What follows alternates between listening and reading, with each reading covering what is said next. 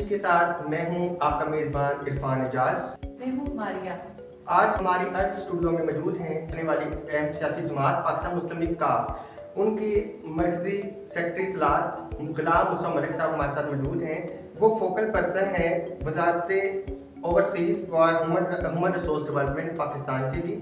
سر ہم آپ کو اپنے اسٹوڈیو میں خوش آمدید کرتے ہیں. بہت شکریہ جی. سر سب سے پہلے ہم آپ کا تھوڑا سا مختصر تعارف. بسم اللہ الرحمن الرحیم جی.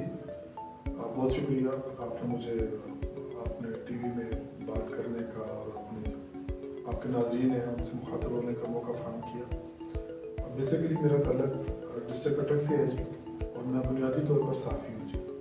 میں نے بطور ورکنگ جرنلسٹ اپنے کیریئر کا آغاز کیا. پھر 99 میں جی میں مسلم لیگ کے میڈیا سینٹر سے وابستہ ہو گیا. تو یہ 25 سال جو ہے یا 27 سال بنتے ہیں جی تو پارٹی کو دیے ہیں. اور ایک میڈیا اسسٹنٹ سے لے کر پارٹی کے سینٹرل سیکرٹری انفارمیشن تک ایک طویل سفر ہے, طویل جدوجہد ہے پارٹی کے ساتھ.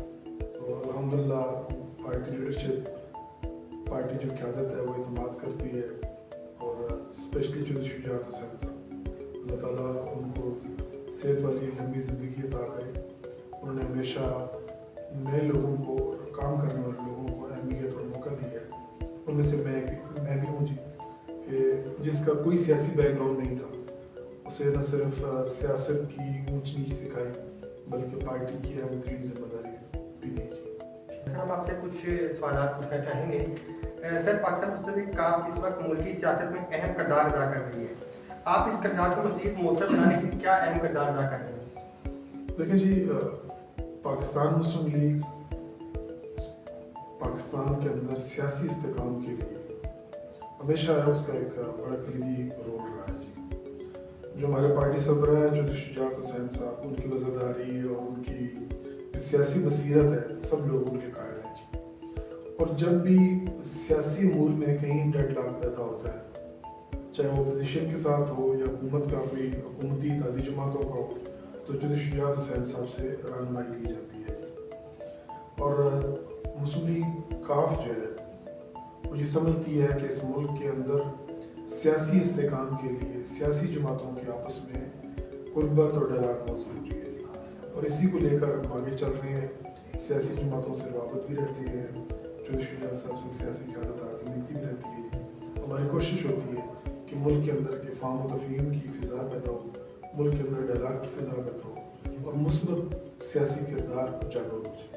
جیسے کہ ابھی آپ نے کہا کہ آپ اتحاد اور تعاون کو بہتر بنانے کی کوشش کرتے ہیں, تو مزید سر آپ اپنی سیاسی جو آپ کا کیریئر اس میں مزید آپ کیا سوچتے ہیں کہ کس حد تک آپ مزید تعاون اور اتحاد کو برقرار رکھ سکتے ہیں؟ مسلم لیگ کاف تو موجودہ حکومت ہے, آج کل جیسے سیاسی حالات پیدا ہو رہے ہیں, اونچ نہیں جا رہی ہے, اس میں آپ مسلم لیگ کاف کیا کردار ادا کر رہی ہیں؟ دیکھیں جی, پاکستان مسلم لیگ اس وقت جو اتحادی حکومت ہے اس کا حصہ ہے.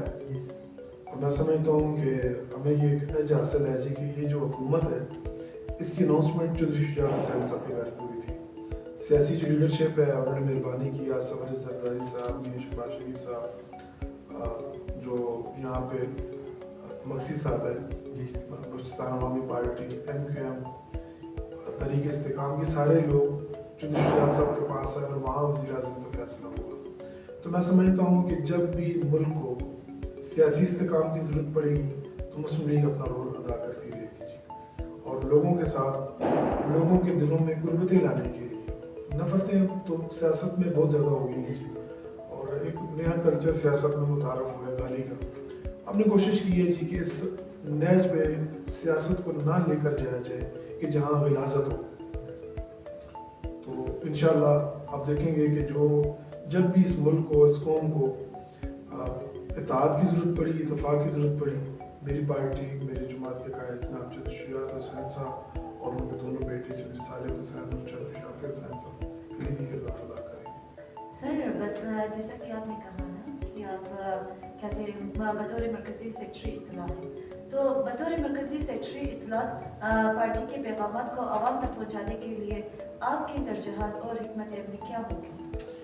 دیکھیں جی, بیسیکلی سب سے پہلے یہ کہ ہم جھوٹ کی سیاست نہیں کرتے جی. ہم سٹوری نہیں بناتے, لوگوں کو فیک سٹوریاں نہیں سناتے.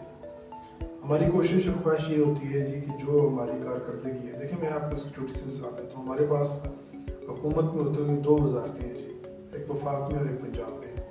وفاق میں ہمارے پاس ہے اوورسیز پاکستانی، اور اس سے پہلے مذہبی امور تھی. تو میرے جو منسٹر ہیں جو صالح حسین صاحب، بطور مذہبی امور وزیر مذہبی امور کے، انہوں نے پاکستان میں سب سے اچھا حج کروایا لوگوں کو، اور پہلی دفعہ لوگوں کو، حاجیوں کو پیسے ریفنڈ ہوئے. جو بچت ہوئی ہم نے حاجیوں کے اکاؤنٹ میں بھیجی. پھر ان کے پاس دوسری جو وزارت ہے، وزارت اوورسیز پاکستانی سے. وزارت اوورسیز پاکستانیز نے پہلی دفعہ جو پاکستان میں سب سے زیادہ قیمتی زر مبادلہ لاتے ہیں جی، وہ اوورسیز پاکستانی سے. یہاں ان کے مسائل ہوتے تھے، ان کی جائیدادوں پہ قبضہ ہو جاتا تھا، ان کو یعنی جو انصاف ہے اس کی فراہمی میں تعطل آتا تھا. ہم نے جسٹس کورٹ بنایا جی، اوورسیز جسٹس کورٹ بنایا جی. فوری 30 دن کے اندر وہ ان کے جو ڈسپیوٹس ہیں ان کا فیصلہ کرتا ہے جی. اس کے علاوہ صالح صاحب نے پاکستان میں پہلی دفعہ اوورسیز پاکستانیوں کنونشن بلایا، جس میں آرمی چیف صاحب کی ایک بڑی وہ کلیدی تقریر تھی. میں سمجھتا ہوں کہ وہ ٹرننگ پوائنٹ تھا پاکستان کے معاشی استحکام کی طرف، جس میں جنرل عاصم منیر صاحب نے کہا کہ پاکستان ہمیشہ زندہ باد، اور انہوں نے تاریخی تسلسل جو ہے اسلام کا اور پاکستان کا ایک اس کی بھی وضاحت کی تھی. دوسری جو ہمارے پاس وزارت ہے وہ ہے پنجاب کے اندر انڈسٹریز کی. چودھری شافی حسین صاحب ہمارے منسٹر ہیں وہاں پہ. تو پنجاب میں جو انڈسٹریز کی بحالی کے لیے انہوں نے بڑا کام کیا ہے. دیکھیں ہم 2 طرح سے کام کر رہے ہیں. ایک تو ہم لوگوں کو ایجوکیٹ کر رہے ہیں، لوگوں کو تہذیب سکھا رہے ہیں اپنی پارٹی کے پلیٹ فارم سے، لوگوں کو علم اور ادب کی روشنی سے متعارف کرا رہے ہیں. دوسری طرف جو ہماری وزارتیں ہیں جی، جو ان کی کارکردگی ہے، میرا میڈیا جو ہے وہ اس کو لوگوں تک پہنچاتا ہے. سر جیسے کہ آپ نے بتایا کہ آپ اس ٹائم، کیونکہ آپ اس ٹائم مسلم لیگ نون اور پیپلز پارٹی کی اتحادی جماعت کا حصہ ہیں، تو سر آئندہ انتخابات میں کیا آپ کا یہ اتحاد برقرار رہے گا، یا آپ کا جو اتحاد ہے ممکنہ طور پہ کس سیاسی جماعت کے ساتھ آپ اتحاد کر سکتے ہیں؟ دیکھیں جی، میں سمجھتا ہوں کہ یہ وقت پہ فیصلے ہوتے ہیں. کل جو ہے سیاسی حالات کیا بنتے ہیں، ہمیں کس کے ساتھ بیٹھنا پڑتا ہے. لیکن میں یہ کہنا چاہتا ہوں جی، اور ہماری یہ خواہش ہے کہ اب ساری سیاسی جماعتوں کو جی مثال کوئی ایک معاہدہ کر لینا چاہیے. وہ معیشت کی بحالی کا ہونا چاہیے، مثال کی معیشت ہو. عام آدمی جو ہے نا جی، جو جتنی سیاسی تفریق بڑھتی ہے عام آدمی پستا ہے جی. جب تک آپ لوگ اکٹھے نہیں ہوں گے، یہ جو اشرافیہ ہے جی، جو حکومت کا حصہ ہوتے ہیں، انہیں ایک چیز طے کر لینی چاہیے کہ ہم آئندہ جو ہے ہماری یہ حکمت عملی ہوگی، اور جو بھی پارٹی، جو بھی سیاسی جماعت اور جو بھی سیاسی قائد پاکستان کی بات کرے گا، عوام کی بات کرے گا، ہم اس کے ساتھ تعاون کریں گے. جیسے کہ آپ سے کوشچن اور اسی میں کرنا چاہوں گا کہ سر جیسے ابھی موجودہ حکومت کے دور میں مہنگائی کی جو ایک لہر آئی ہے، نئی لہر آئی ہے، آٹا، چینی، دالیں اور ضرورت اشیاء کی جو زندگی کی جو ہے ان میں مہنگائی ایک آسمان کو چھو رہی ہے. تو سر اس میں آپ کی کیا رائے ہے؟ کیا آپ حکومت کے اتحادی ہیں تو کیا حکومت کو مشورہ دیتے ہیں کہ مہنگائی کی جو اتنی اونچی پرواز ہے وہ کیسے نیچے لایا جائے؟ دیکھیے کچھ زمینی حقائق ہوتے ہیں. زمینی حقائق یہ ہیں کہ آپ کا معاشی جو صورتحال ہے وہ انتہائی خراب ہے جی. اس میں صرف حکومت کو قصوروار نہیں ہے جی. پچھلے ادوار میں جو IMF سے معاہدے کیے، قرضے لیے، وہ ایک تسلسل ہے مہنگائی جس سے بڑھ رہی ہے. لیکن میں سمجھتا ہوں کہ حکومت نے بتدریج مہنگائی کو کنٹرول کیا ہے جی، اور لوگوں کا جو معیار زندگی بہتر ہوا ہے. آپ جو ورلڈ بینک ہے جی اس کی رپورٹ اٹھا کر دیکھ لیں، ٹھیک ہے، IMF کو دیکھ لیں، تو میرے خیال میں جی حالات بہتر ہو رہے ہیں. اصل میں پاکستان میں جب تک سیاسی استحکام نہیں آئے گا جی، معیشت جو ہے وہ مضبوط نہیں ہوگی. تو ہماری کوشش ہماری خواہش یہ ہوتی ہے کہ پاکستان کے اندر ایک ایسا پرامن ماحول آئے، دہشت گردی کا خاتمہ ہو. دیکھیں جب یہ چیزیں دہشت گردی اور اس طرح کے جو عوامل ہیں جی، وہ غربت میں اور مہنگائی میں اضافہ کرتے ہیں جی. لوگوں کے جو ضروریات ہیں وہ بڑھتی ہیں، اور رزق جو ہے جی، وہ جو رسائی ہے لوگوں کو کم ہو جاتی ہے. آپ موجودہ حکومت کی کارکردگی کو آپ کس طرح دیکھتے ہیں؟ میں سمجھتا ہوں کہ حکومت نے بڑی اچھی کوشش کی ہے جی. سب سے پہلے تو ہمارا جو ہم پہ ایک جنگ مسلط کر دی گئی تھی، اس میں آپ نے دیکھا ہوگا کہ پاکستان نے عالمی سطح پر اپنا بڑا اچھا ایک مثبت امیج بنا لیا ہے جی.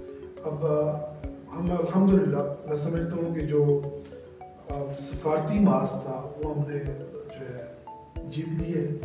لیکن ابھی بہت کام کی ضرورت ہے جی. لوگوں کے معاشی ترقی کے لیے, لوگوں کو روزگار کی فراہمی کے لیے, ایجوکیشن کے لیے بہت کام کرنے کی ضرورت ہے جی. سر آپ سے آئندہ میں کوشچن کرنا چاہیں گے کیونکہ آپ بلوچستان میں آپ بطور ہمارے مہمان تشریف لائے ہیں, تو سر آپ پنجاب اور بلوچستان کی سیاست کو کس نظر سے دیکھتے ہیں, کیونکہ یہ پنجاب اور بلوچستان کی سیاست میں بہت فرق ہے, تو آپ اس کو کس طرح دیکھتے ہیں اور پاکستان مسلم کاف بلوچستان میں جو ہے وہ اپنا کردار کس طرح مضبوط کر سکتے ہیں؟ دیکھیں جی, میں آپ کو یہ بتاؤں کہ 2002 سے 2008 تک بلوچستان میں ہماری حکومت رہی, جہاں محمد یوسف مرحوم ہمارے وزیر اعلیٰ تھے, اور میں سمجھتا ہوں کہ اس دور میں بہت ترقی ہوئی ہے بلوچستان کی. بلوچستان کے لیے چودھری شجاعت حسین صاحب نے پارلیمانی ایک کمیشن بنا تھا, رپورٹ شائع کی تھی کہ جو بلوچستان کے مسائل ہیں ان کو کیسے ایڈریس کیا جائے. میں سمجھتا ہوں کہ اگر اس پہ کام ہوتا تو آج بلوچستان کے حالات مختلف ہوتے. پنجاب میں کیونکہ مسائل زیادہ ہیں اور بلوچستان میں مسائل بہت ہیں جی. جو بلوچستان کے مسائل ہیں وہ یہاں دہشت گردی, لا قانونیت, اور آپ کو پتہ ہے جی کہ جو ایک عنصر ہے جو پاکستان کے خلاف ہے جس میں انڈیا ملوث ہے, وہ استحکام نہیں آنے دے رہا جی بلوچستان میں. میں سمجھتا ہوں کہ جتنے زیادہ اللہ تعالیٰ نے بلوچستان کو مسائل سے نوازا ہوا ہے, اگر یہ معدنیات اور یہ وسائل یہاں پہ استعمال ہوں تو بلوچستان کے مسائل کم ہو سکتے ہیں جی. جس طرح سے نا, جیسے بلوچستان میں مسائل آپ نے کہا کہ بہت زیادہ ہے, لیکن ابھی سب سے بڑا مسئلہ یہ ہے کہ نوجوانوں میں بے روزگاری ہے, اور وہ سیاست میں بھی مطلب کس طرح وہ شمولیت اختیار کر سکتے ہیں. دیکھیں جی, جب تک نوجوان سیاسی طور اور معاشی طور پر مضبوط نہیں ہوں گے تو سیاست تو چند لوگوں کا کھیل ہے جی. انہیں روزگار نہیں ہے, لیکن کوئی اگر جابز نہیں ہیں تو اپنے لیے کہتے ہیں اپنی دنیا خود پیدا کر. نمبر 1 جی, ہم نے نوجوانوں کو روزگار کی فراہمی کے لیے جو ہماری وزارت ہے اس نے قطر سے, کویت سے 19 سال بعد ہمارا ایگریمنٹ ہوا ہے جی, بیلاروس سے اور اٹلی سے, یورپ سے. انشاءاللہ پاکستانی ہنر مندوں پر دنیا دروازے کھول رہی ہے جی. اب آ جاتے ہیں بلوچستان میں. بلوچستان میں ٹیکنیکل ایجوکیشن کی بہت کمی ہے جی. پنجاب کے اندر ہمارے پاس ٹیپٹا ہے جی, وہ ہماری منسٹری کے انڈر ہے, اور جو نیویٹیک ایک ادارہ ہے فیڈرل گورنمنٹ کا, ہم یہ کوشش کر رہے ہیں جی کہ نوجوانوں کو جو ٹیکنیکل ایجوکیشن ہے وہ دے کر باہر بھیجیں جی. دیکھیں, جب تک نوجوان باہر نہیں جائیں گے, ان کے روزگار کے مواقع نہیں ان کے لیے پیدا ہوں گے تو پاکستان کے اندر معاشی استحکام نہیں آ سکتا. تو میری جماعت کی خواہش ہے کہ بلوچستان کے لوگوں کے لیے جو سہولیات پنجاب کے اندر ہیں وہ سہولیات یہاں بھی ملنی چاہیے.